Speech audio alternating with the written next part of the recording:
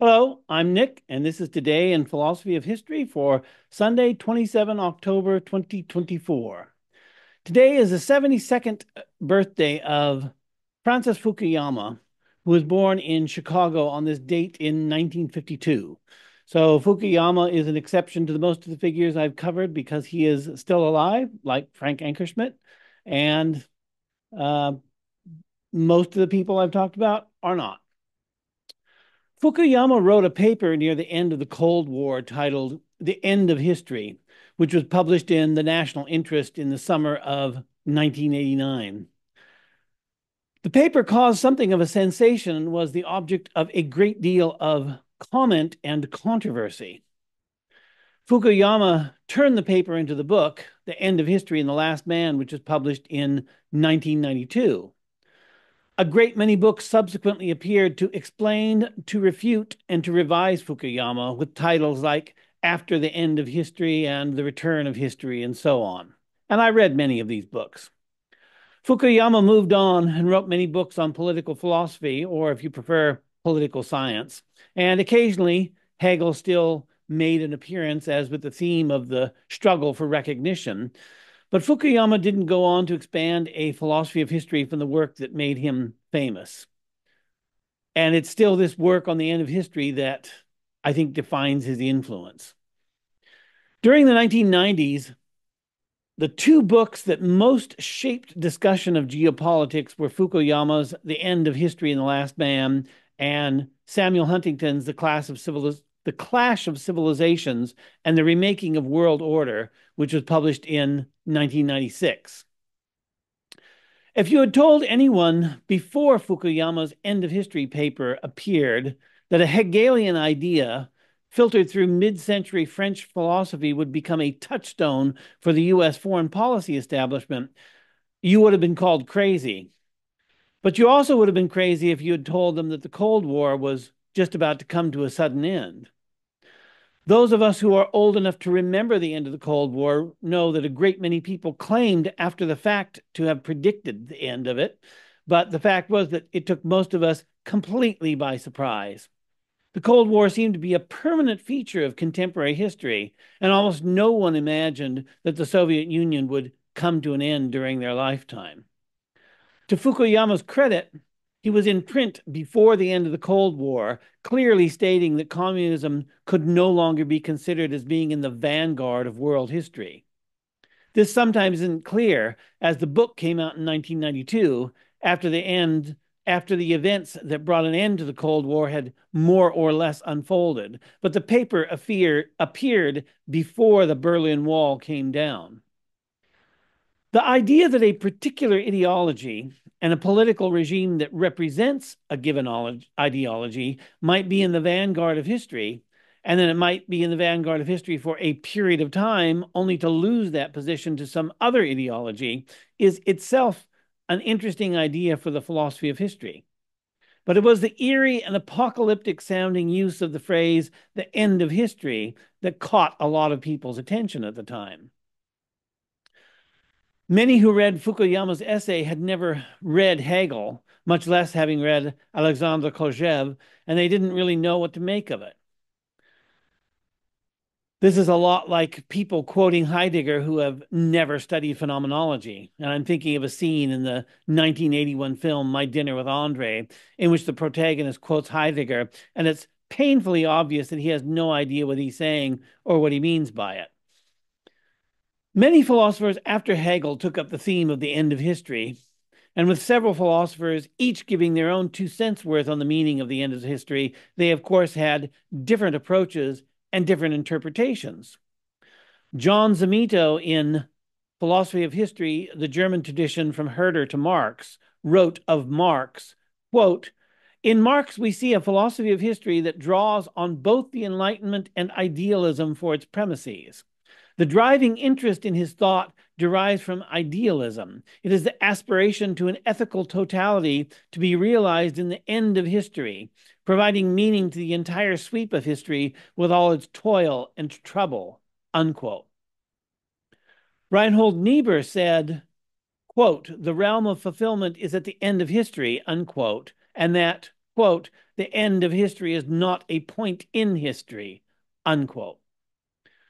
Joseph Pieper, a Thomist, in his book, The End of Time, A Meditation on the Philosophy of History, wrote, quote, for the man who is spiritually existent, who is directed upon the whole of reality, in other words, the man who philosophizes, this question of the end of history is quite naturally more pressing than the question of what actually happened, unquote.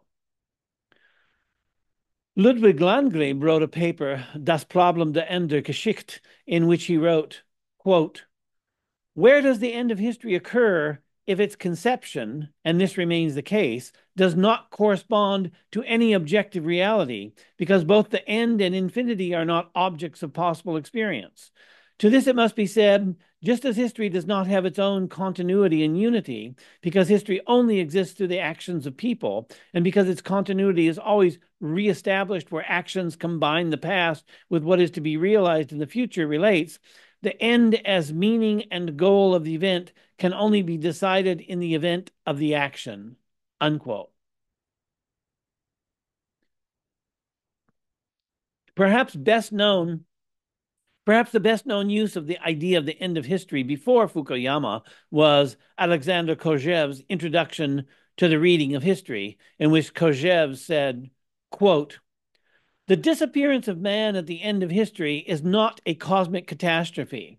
The natural world remains what it has been from all eternity, and therefore it is not a biological catastrophe either.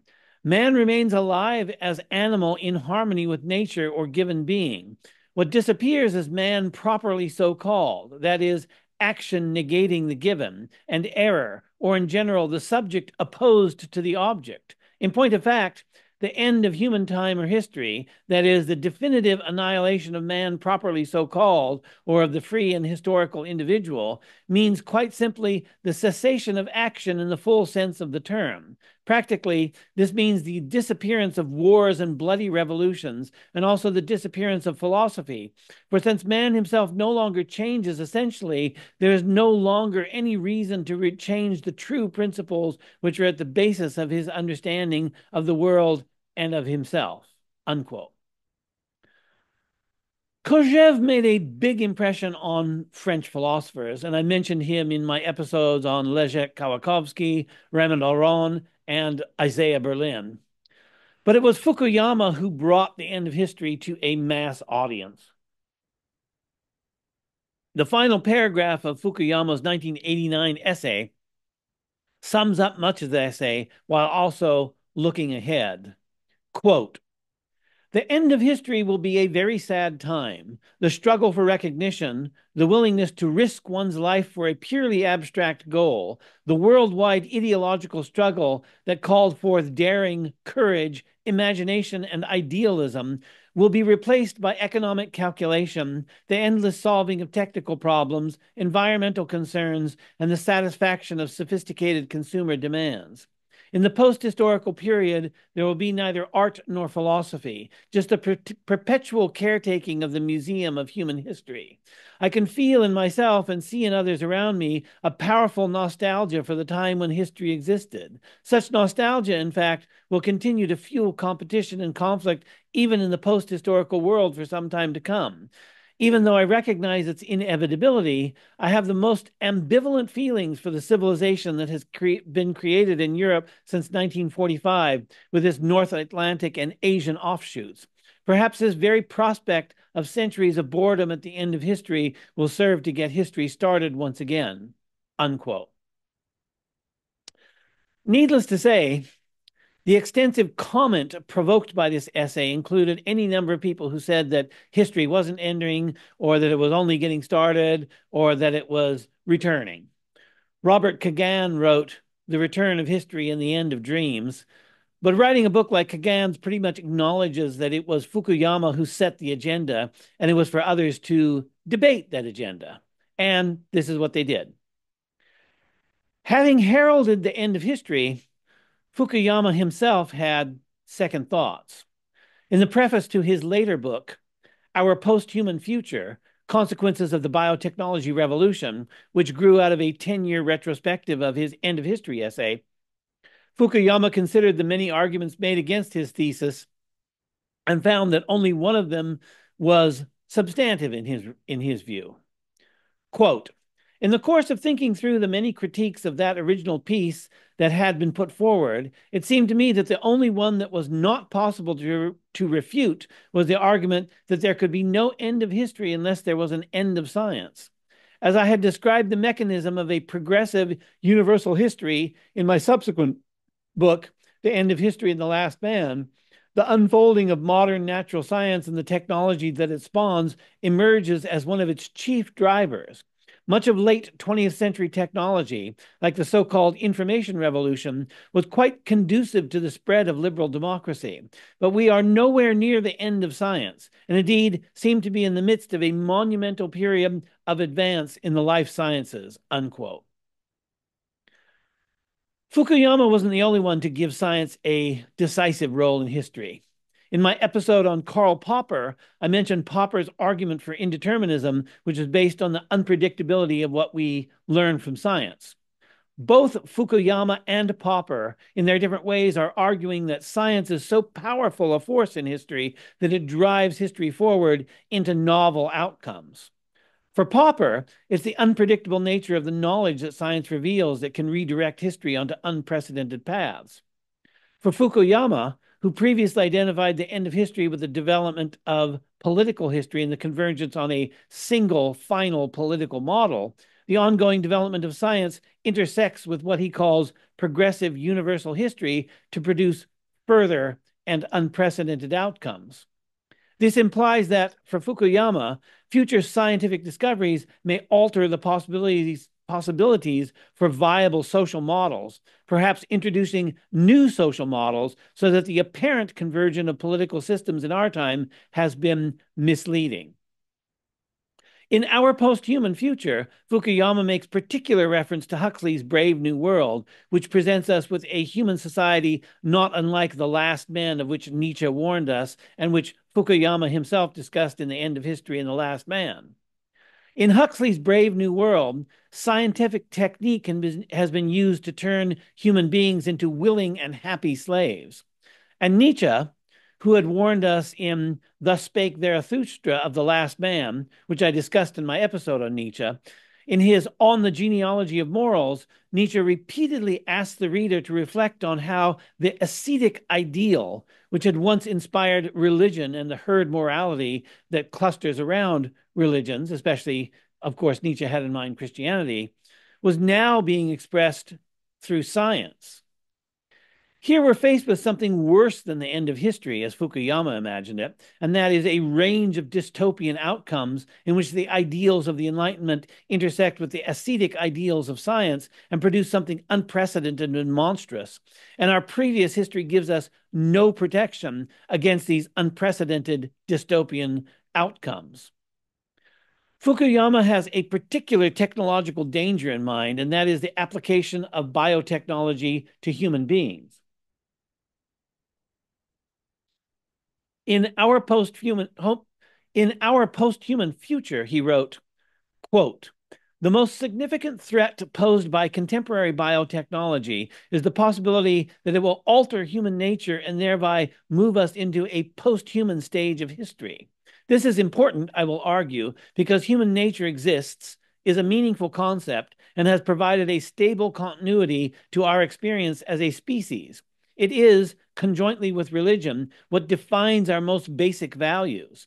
Human nature shapes and constrains the possible kinds of political regimes, so a technology powerful enough to reshape what we are will have possibly malign consequences for liberal democracy and the nature of politics itself, unquote. Human nature has had a mixed history among philosophers since the 20th century. Some took human nature for granted, and Fukuyama seems to be among them, given the paragraph I just read. Others, like Sartre, denied that there was any such thing as human nature and thought the very idea of human nature was constricting. And Sartre wasn't given to moral language, but if he had been, he certainly would have called the idea evil. The Belgian historian Henri Pirenne identified the uniformity of human nature over time as a fundamental postulate of history. Quote, All historical construction, which amounts to saying all historical narrative, rests upon a postulate, that of the eternal identity of human nature. One cannot comprehend men's actions at all unless one assumes in the beginning that their physical and moral beings have been at all periods what they are today, unquote. Pillen added that the failure of this postulate means the incomprehensibility of history.